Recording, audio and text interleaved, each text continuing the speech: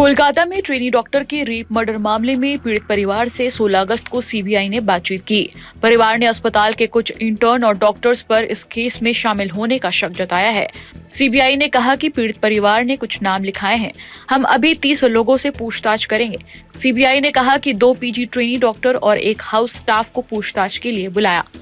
घटना वाली रात ये लोग पीड़ित डॉक्टर के साथ ड्यूटी पर थे। राधा गोविंद कर मेडिकल कॉलेज और अस्पताल के पूर्व प्रिंसिपल संदीप घोष को हिरासत में लिया है। उनसे भी पूछताछ होगी।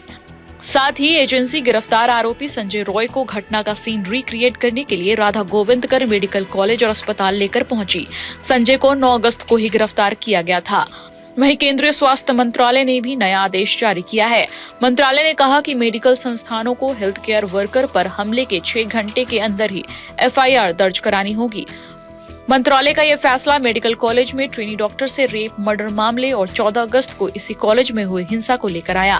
बता दें, सीबीआई गुरुवार को ट्रेनी डॉक्टर के घर पहुंची। अधिकारियों ने पीड़ित के माता पिता से बात की। एक अधिकारी ने बताया कि जिस कपल ने अपनी बेटी को इस तरह खोया है, उनसे बात करना मुश्किल था। सीबीआई ने डॉक्टर के पेरेंट्स से 9 अगस्त का वो समय पूछा जब उन्हें हॉस्पिटल से बेटी की मौत के बारे में फोन आया था। अधिकारियों ने पेरेंट्स से पीड़ित के दोस्तों के बारे में भी पूछा।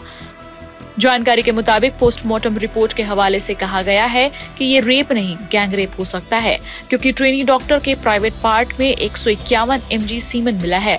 इतनी ज्यादा मात्रा किसी एक शख्स की नहीं हो सकती है।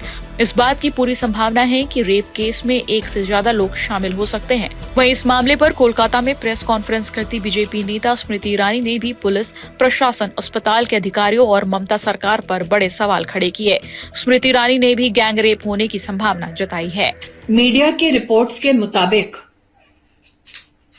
उस महिला के मृत शरीर से, आंखों से, वजाइना से खून बह रहा था। उसकी छाती पर वार हुआ था, पेट पर वार हुआ था, टांगों पर वार हुआ था।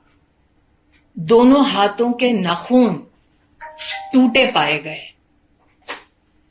निश्चित रूप से जब उसका बलात्कार हो रहा था, वो महिला अत्याचार से जूझ रही थी। सवाल ये उठता है कि क्या किसी ने उस फ्लोर पर उस महिला के चिल्लाने की आवाज को नहीं सुना? मीडिया की रिपोर्ट्स के अंतर्गत यह भी जानने में आया है कि 150 mg सीमेन उस महिला में पाया गया। क्या ये एक रेपिस्ट का काम है? क्या यह संभव था कि वो व्यक्ति उस महिला को रेप भी कर रहा था, टांगे भी तोड़ रहा था, हाथ भी तोड़ रहा था, आंखें फोड़ रहा था, छाती पे मार रहा था, पेट पे मार रहा था? वो महिला चिल्ला रही थी और ना कोई सुन पाया, और ये सारा कृत्य उस एक रेपिस्ट ने अकेले किया। वो कौन है जिसकी वजह से अस्पताल में वो रेपिस्ट आश्वस्त था कि वो रेप करने के बाद घर लौट सकता है? वो कौन है जिसने इतने जघन्य अपराध के बाद भी अस्पताल के उसी फ्लोर पर रेनोवेशन जारी रखा? क्राइम सीन कितना बड़ा है? अस्पताल में ये किसने डिसीजन लिया?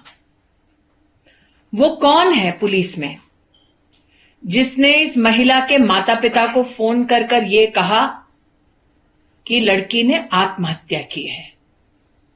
उस ऑफिसर के खिलाफ अब तक क्या कार्रवाई हुई है? उस ऑफिसर को किसने निर्देश दिया, इंस्ट्रक्शन दिया कि वो लड़की के माता पिता को यह कहें कि सुसाइड हुआ है? वो ऑफिसर और उसका अगर सुपीरियर ऑफिसर है तो वो इस निष्कर्ष पर कैसे पहुंचे, और अगर किसी के इशारे पर पहुंचे तो वो व्यक्ति कौन है? सवाल यह भी उठता है कि रेपिस्ट निश्चिंत है, लेकिन प्रोटेस्टर्स पर मॉब आकर हमला करती है। यह कैसे संभव है कि गुंडों की एक फौज इकट्ठी होती है शहर में और पुलिस को पता तक नहीं चलता। ये कैसे संभव है कि गुंडे आकर, मॉब आकर अस्पताल में तोड़फोड़ करते हैं और मीडिया की रिपोर्ट्स ये कहती है उन चीजों के साथ तोड़फोड़ करते हैं जो शायद एविडेंस का हिस्सा है। आज मैं सबसे गुजारिश करती हूं, सबसे निवेदन करती हूं, हम में से कई हैं जो मीडिया में हैं, पॉलिटिक्स में हैं, साधारण नागरिक का जीवन जी रहे हैं। निर्भया के निर्मम कांड के बाद हम सब हिंदुस्तानियों ने आवाज उठाई थी। कानून में भी बदलाव लाया गया, कानून को सख्त किया गया। जुडिशरी में आज महिला के ऊपर हुए अत्याचारों के केस कितने समय से लंबित हैं, इस वक्त मैं उस पर चर्चा नहीं कर रही। जो प्रोटेस्टर्स इकट्ठे हुए कलकत्ता शहर में, वो शायद एक दूसरे को ना जानते हैं, ना कभी किसी ने किसी से एक दूसरे का धर्म पूछा, ना रीजन पूछा, ना जाति पूछी, ना वोट प्रेफरेंस पूछा।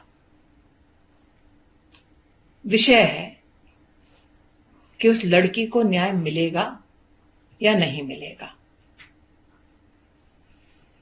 मैं आज हर उस प्रोटेस्टर से जो सड़कों पर उतरा है इस महिला को न्याय दिलाने के लिए, उनसे कहना चाहती हूं, पश्चिम बंगाल के हर उस नागरिक के साथ जो इंसाफ की तलाश में है, पूरा देश एकजुट होकर खड़ा है।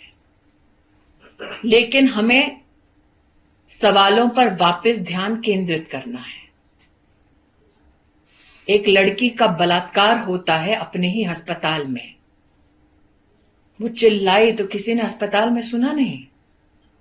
उसकी टांगे तोड़ी गई, पेल्विक रीजन तोड़ा गया, हाथ तोड़े गए, नाखून उखाड़े गए, छाती पर मारा गया, पेट पर मारा गया, आंखें फोड़ी गई, वजाइना से ब्लीड कर रही थी, आंखों से ब्लीड कर रही थी, और ये सब एक रेपिस्ट ने किया।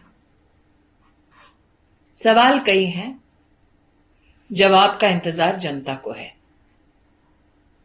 मैम, मुख्यमंत्री ममता बनर्जी ने कुछ देर पहले ही उन्होंने भी एक प्रोटेस्ट रैली मार्च किया है। उसमें वो कह रहे हैं कि जो मुझे पता चला कि आरजीकर में जाकर सीपीएम और भाजपा ने तोड़फोड़ की है 14 तारीख को। मैं दोबारा कहती हूं, तेरा रेप मेरा रेप की पॉलिटिक्स को बंद करें ममता दी। क्या अब लड़की के बलात्कार के लिए, उसके इंसाफ के लिए हिंदुस्तान की जनता तभी आवाज उठाएगी उस लड़की की और उस प्रदेश की पॉलिटिक्स को देखकर? और अगर ममता जी को लेफ्ट विंग से इतनी ही परेशानी है तो इंडिया अलायंस छोड़ दें। लेकिन प्रश्न उठता है कि मिचिल विरोध प्रदर्शन किसके खिलाफ किया? प्रदेश की होम मिनिस्टर ममता जी हैं। हेल्थ का चार्ज किसके पास है? मुख्यमंत्री कौन है? तो किसके खिलाफ वो प्रदर्शन कर रही थी? अपने खिलाफ।